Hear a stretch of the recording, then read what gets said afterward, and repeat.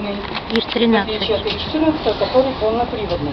ИЖ-13 переднеприводный, тоже опытный экспериментальный автомобиль нашего Ижевского автомобильного завода, выпущен был в 1972 году.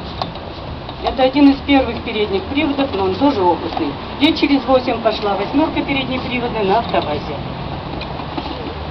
Дальше мы видим автомобиль Москве-412 раллийный. На таких автомобилях работники нашего завода, испытатели, водители, откатчики, гонщики участвовали в различных соревнованиях, занимали неплохие места, проявляли и показывали наш автомобиль с хорошей стороны. Ну, а далее стоят несколько автомобилей, которые выпускались на конвейере Ижевского завода. Первый автомобиль мы видим, это пикап полноприводный, выставочного образца, полноприводный пикап «Охотник». Далее автомобиль с кузовом «Универсал». Кода «Универсал» называлась «Фабула». К сожалению, она шла на конвейере только один год, с 2004 по 2005. Выпущено всего 12 134 автомобиля.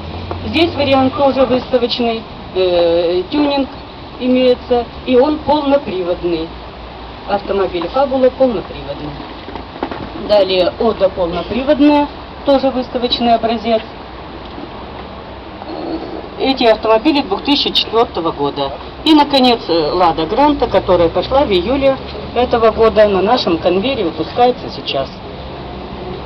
Вопросы есть, может быть, у кого-то? А в чем вы не выпускаете больше такие машины? Автомобили модели «Ода» были прекращены выпуску в 2005 году.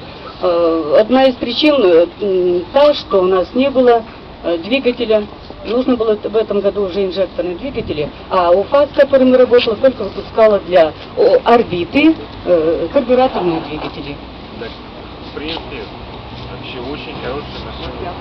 Я бы так же всех их обняла, на руки взяла бы, только Зачем нам в Тольятти, когда у нас сами могут? Я согласна, мы изучаем.